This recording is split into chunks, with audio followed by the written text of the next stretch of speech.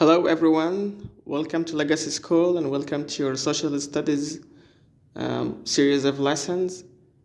In today's lesson, we'll be looking at Africa and World War One, as we have been learning throughout the previous lessons, in which we dwelt with the World War One most influential characters.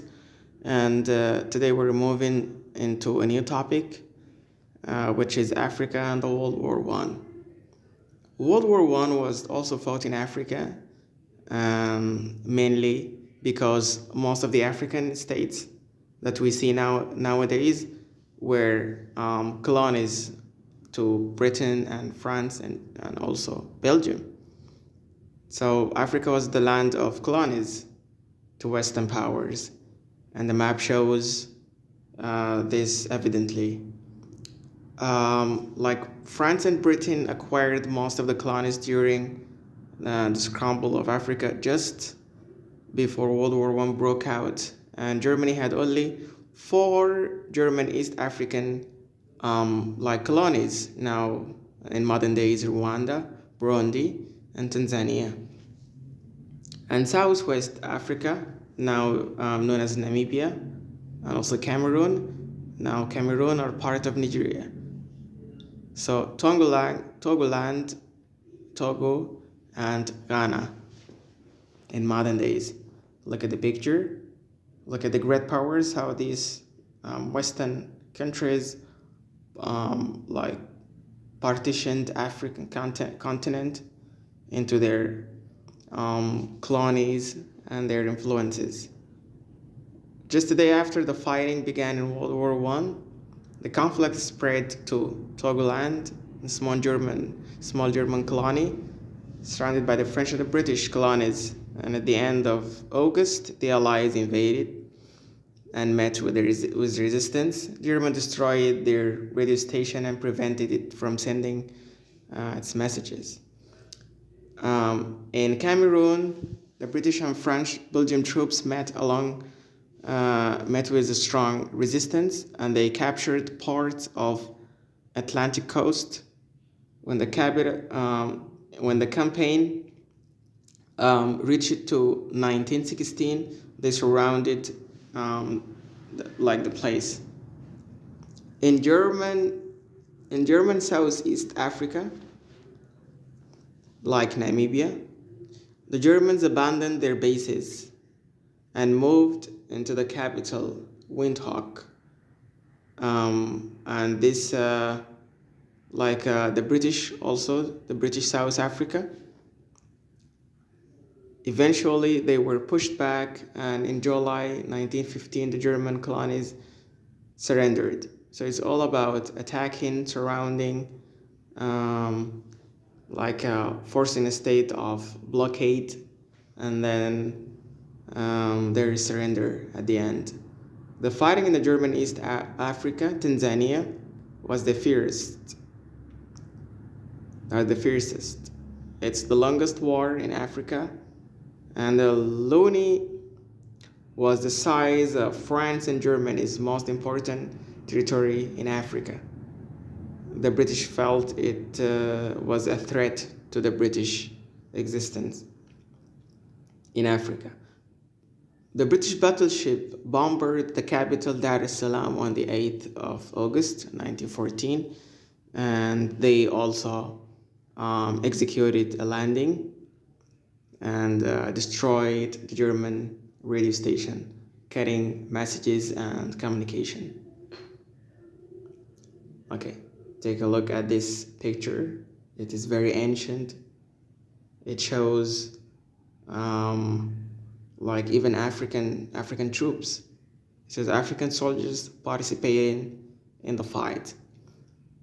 The Germans, supported by colonial African troops, defeating invading British and Indian forces, whose weapons and ammunitions were captured. They captured the ammunitions and the weapons, and they led them into a deadly defeat. And the German began to use the new tactics, the guerrilla tactics, carrying out highly effective raids, and they just attack and They disappear, they move. Okay. It turned out that long campaign that outlasted the war in Europe, the German Central Paul von Lotto von Bock remained undefeated in the East African War, despite his famously said, if the British want to take over German East Africa, they'll have to do it over my dead body. He earned himself a respectful nickname, the Uncatchable Lizard. This is for his successful military tactics. His troops were from Africa, and so they were resistant to diseases, and they were very adapting to the African hot environment. Not like the British troops who suffered from many diseases like the malaria that killed many soldiers. And also there is sleeping sickness, which was widely spread in the African bushes.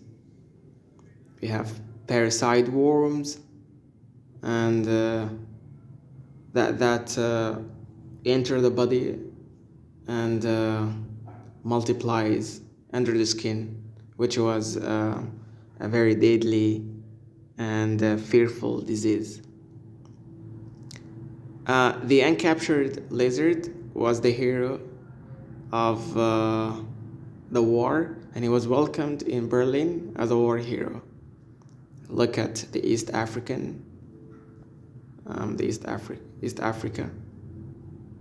Okay. Let's take a look at Sudan in World War I. Okay. What has Sudan to do with World War I? Okay, we're gonna see. Further, Egypt and Sudan were paramount importance, were of a paramount importance to the British, because of the Suez Canal, which is a man-built water passage that connects the Mediterranean Sea and the Red Sea,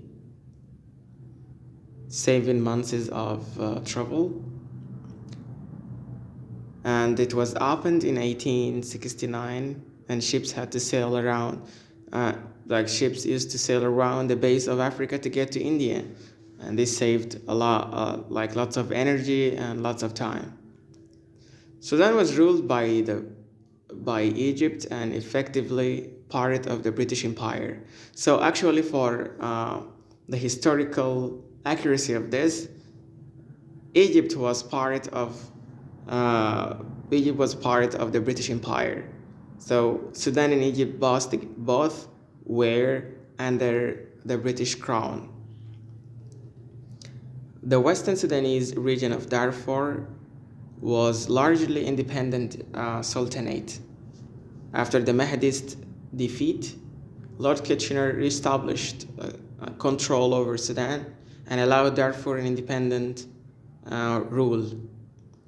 It was ruled by Ali Dinar, and he used to pay annual tribute to the British ruled government in Khartoum, but later he started to resist the British existence in Sudan, and he refused to pay the tribute to the Sudanese government, which is to the British government, actually, not the Sudanese government. And the British thought Dinar is intending to invade Sudan. He formed a source of fear and threat to the British government. And until he was later killed in Darfur, and was Darfur finally joined Sudan, as we know up to now. Okay. Thank you.